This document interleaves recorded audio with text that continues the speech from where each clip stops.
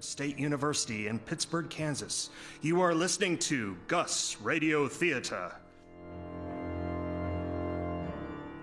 Tonight's performances come from our own Caps 13 guys and ghouls in a Comm 475 audio production, who have adapted a short series of twisted tales from scholar Aaron Shepard, guaranteed to delight and slightly fright you all on this Halloween.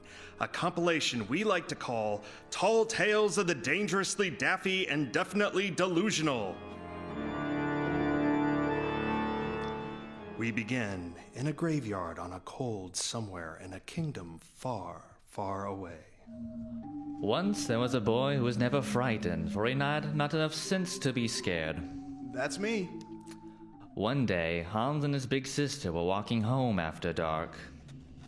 The wind howled and the trees creaked and groaned. The road led past a graveyard where the moon lit up rows of tombstones. Hans's sister began to quiver and quake. Ugh, this place gives me the willies. The willies? What are the willies? Do I have to tell you everything? The willies are when you get so scared, you shiver and shake. Well, I've never had anything like that. I wish I could get the willies, so I know what they're like. Ugh. The more Hans thought it over, the more he wondered about the willies, and the more he wished he could have them.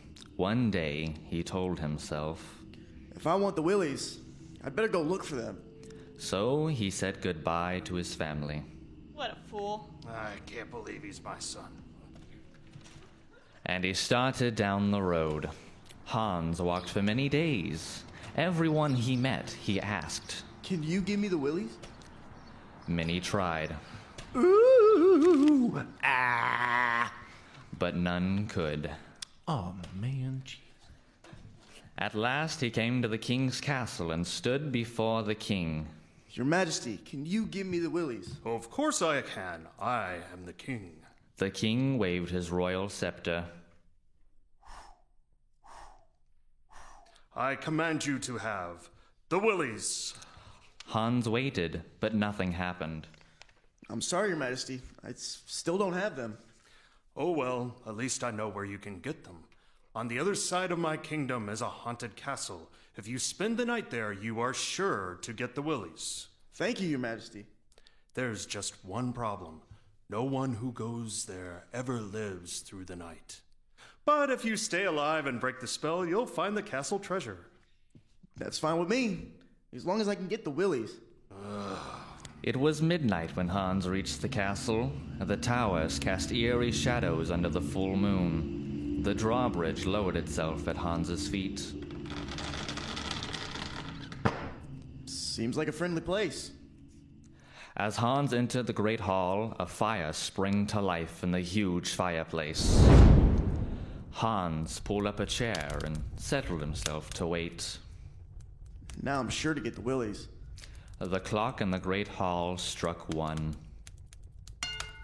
A voice boomed out behind them. Welcome. Hans looked around and saw 2 men playing cards. One had a long black cloak, and the other had a furry face. Would you care to join our game? It's been so long since we've had anyone to play with. Hans took a seat. Certainly. It'll pass the time while I'm waiting for those willies.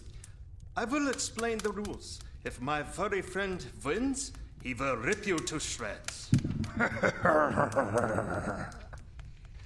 If I win, I will drink your blood. If you win, we will let you live. Sounds fair to me. The furry man dealt the cards. They played for almost an hour. In the end, the cloaked man won. I want to drink your blood. He moved closer to Hans, showing 2 long, pointy fangs. I think you cheated. Hans reached for the pointy fangs and broke them off. Yow! And the man ran out of the hall. The furry man leaped at Hans, but Hans sprang away from the man, and he flew past, right out of an open window. Hans heard a dull thud. Then he went back and settled himself again before the fire. I enjoyed the game, But when do I get the willies? The clock struck 2.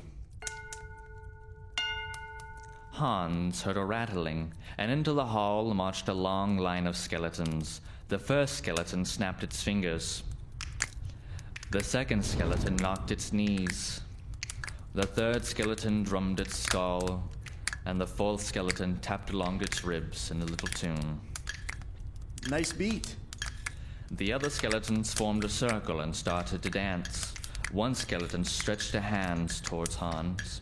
Don't mind if I do. Hans took hold of 2 bony hands and danced in the circle around the hall. Hey, this is fun. The music got faster, Hold it. I can't dance that fast. but the skeletons gripped his hands harder and danced even faster. I said hold it. Hans gave a yank and the 2 skeletons' arms came right off. The dancing and the music stopped. I think you lost something. The skeletons rushed at Hans and started jumping on him. Hans grabbed a chair and swung it this way and that. Bones flew here, there, and everywhere, till the skeletons lay all in pieces on the floor. Hans gathered them up and tossed them out the window as well. Then he settled himself once again before the fire. I like a little dancing, but I wonder when I'm gonna get those willies. The clock struck 3. And from up the chimney came a deep voice. Look out below! Something huge came falling down, swerved to miss the fire, and landed before the fireplace. It was a giant body with no arms or legs or head. Look out below! 2 giant legs and 2 giant arms landed next to it. Look out below! A giant head landed by the rest. I get it. It's a puzzle, and I have to put it together. Hans heaved the 2 giant legs and stuck them onto the body. Hey, It was the giant head talking. you got the shoes putting out. Oh, sorry. He switched the legs. Then he stuck on the arms and the head. And the giant jumped up. The spell is broken. You're the only one ever to get me together. The others all died of fright long before this. Now follow me to the castle treasure. Hans followed him to the doorway. You first. After you. The giant led him to the courtyard and pointed to a shovel under a tree. Dig fell. You dig there. The giant dug till he uncovered 3 pots of gold. Take 'em inside. You take them inside. The giant took the pots of gold and set them down in the great hall.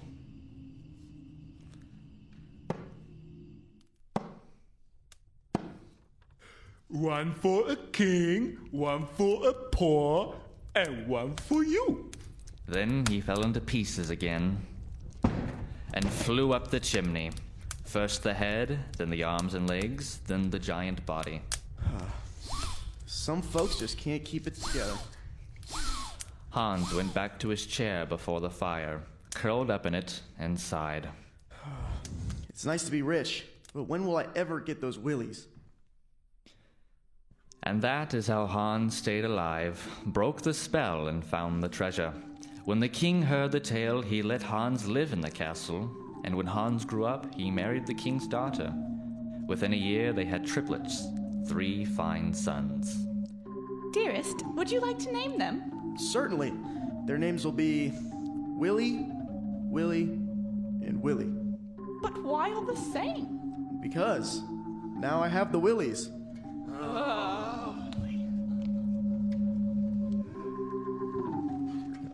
What a frighteningly horrible story. Nah, dude. That was just bad. All right, so you got me there. But let's make it up to these fine folks in our audience with an old Norwegian folktale set over 1,000 years ago in what was then Viking country. A tale about a master maid, or Supergirl, and a young man who still has a lot to learn.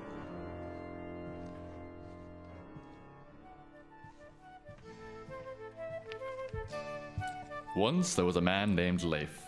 Now, Leif was a likable fellow and handsome to boot, but he never wanted to listen to anyone, and he always had to do things his own way. His father said to him, My son, it is good to make up your own mind, but it is also good to know when others know more than you. Now, Leif didn't like that either, so he said, Father, I'm going out into the world where I can do things just as I like. His father begged Leif not to go, but the more he pleaded, the more Leif was set on it. Finally, his father said, Your stubbornness is bound to land you in trouble, but at least take this piece of advice. Whatever you do, don't go to work for the troll. So where do you think Leif went? Right on to the house of the troll. Leif knocked on the door, and the troll himself answered. He was huge and a good deal uglier than anyone you'd actually care to meet. Pardon me, sir. I'm looking for work. Are you now? Said the troll, feeling the boy's arm. I could use a fellow like you.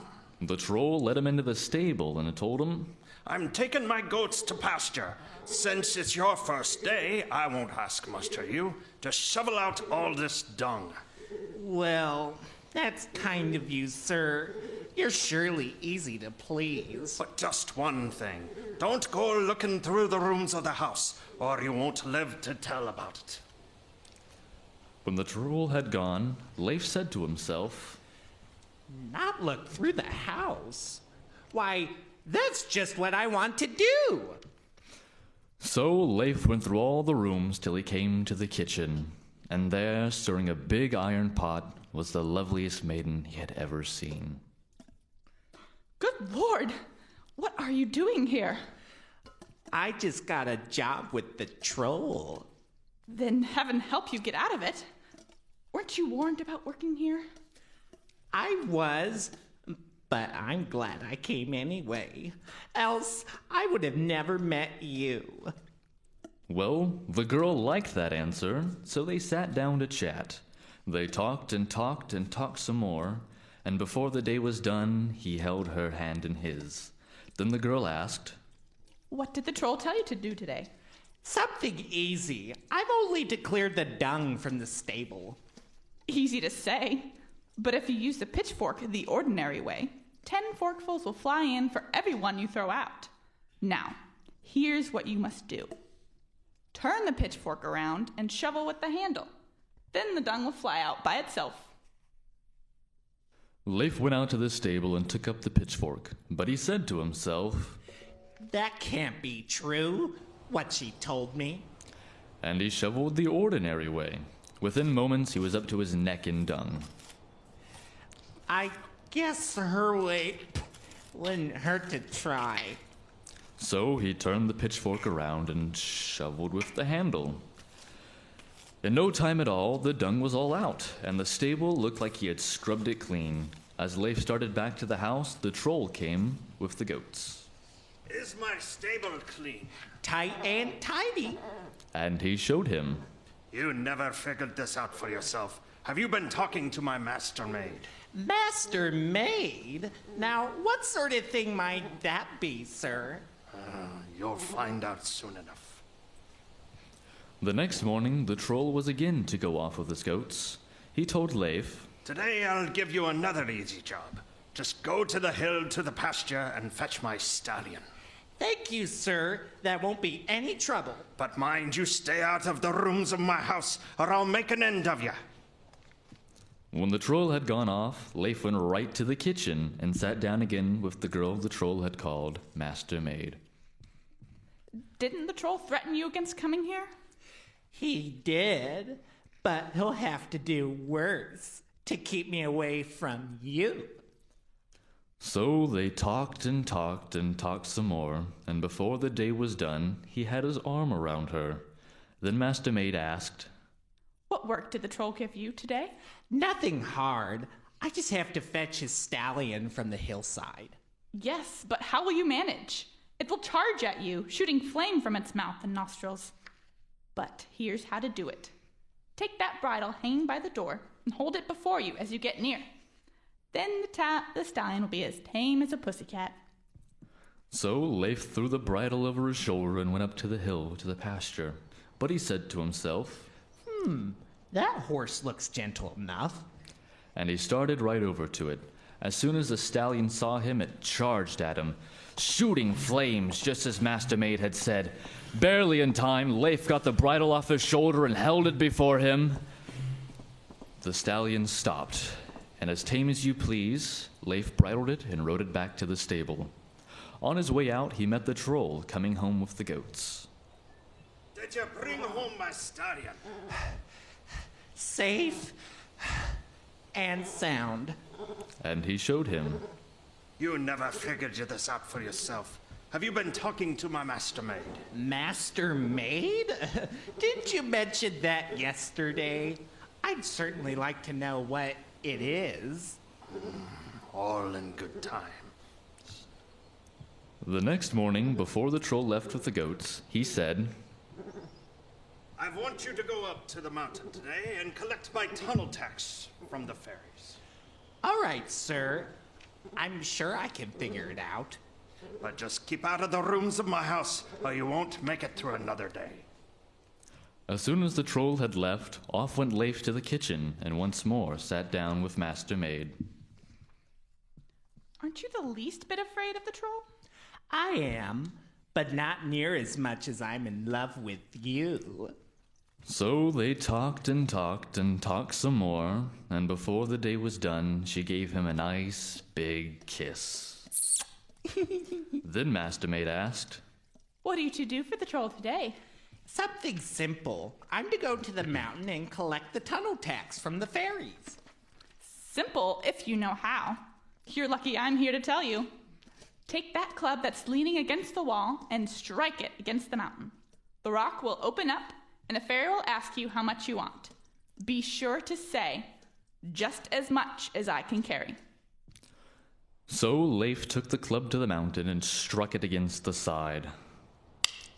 The rock split wide open, and out came one of the fairies. Through the crack, Leif could see piles and piles of silver, gold, and gems.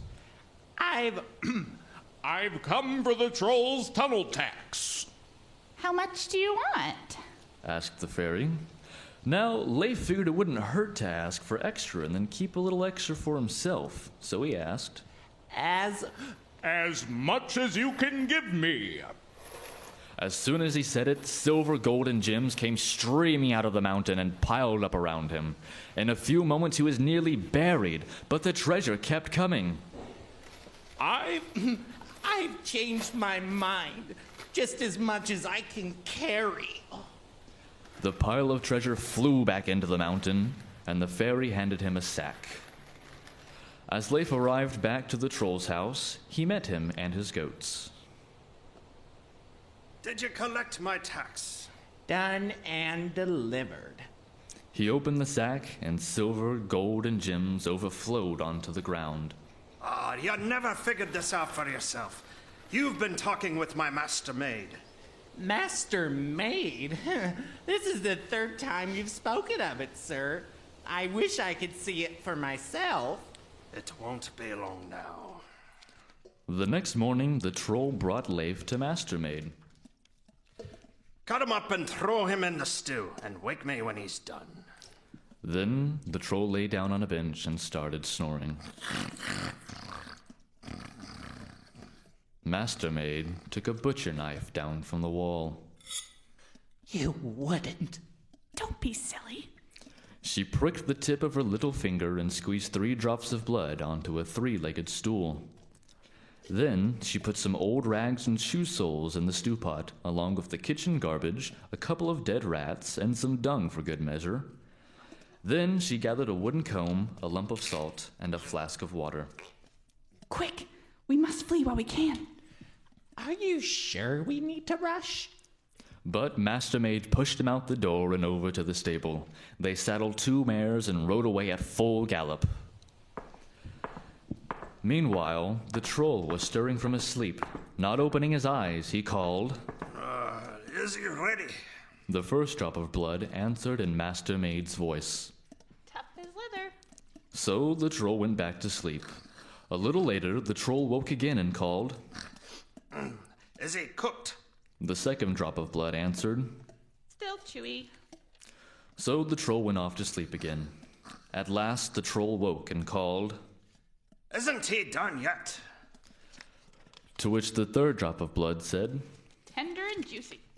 Still half asleep, the troll stumbled over to the pot. He scooped up some stew in a wooden ladle and took a big mouthful. It was barely in his mouth when he sprayed it across the room. That little witch! Then his eyes grew wide. She must have run off with the boy. The troll raced to the stable and saddled his stallion. Then he rode after them like a whirlwind, with the stallion breathing fire as it went. In a little while, Leif looked behind him and saw the troll. We're done for! But Master Maid threw the wooden fork over her shoulder and shouted, Fork of wood, bless my soul. Turn to trees and stop the troll. The fork changed to a thick forest that blocked the troll's way. The troll said, I know how to deal with this. and he called out, Forest chewer, curse us all. Chew the forest, help the troll. The forest chewer appeared out of nowhere and devoured the trees, making a path for the troll's horse. Leif looked back and again saw the troll. We're lost! But Master Maid tossed a lump of salt behind her. Lump of salt, bless my soul. Grow to mountain, stop the troll. The salt turned to a craggy mountain, and the troll again had to stop. I know how to handle this too. Mountain cruncher, curse us all. Crunch the mountains, help the troll. The mountain cruncher appeared and bored a tunnel straight and narrow through the mountain. Meanwhile, Leif and Master Maid came to a sea where they found a sailboat tied up. They left the horses, boarded the boat, and sailed for the far shore. They were halfway across when the troll rode up to the water. I can take care of this as well. Water sucker, curse her soul. Suck the water, help the troll. The water sucker appeared and started drinking the sea. Soon the boat was scraping bottom. It's the end of us! But Master Maid took out her flask. Drop of water, bless my soul. Fill the sea and stop the troll. She poured overboard a single drop, and the drop of water filled the sea. Drink it up, drink it up! But not another drop could the water sucker drink, and Leif and Master Maid landed safe on the other shore. It wasn't long then till Leif had Master Maid home, and not long again till they had a wedding. But when the minister asked Master Maid if she'd love, honor, and obey, Leif told him, Never mind that. It's best if I obey her. and he did, which is why they lived happily ever after.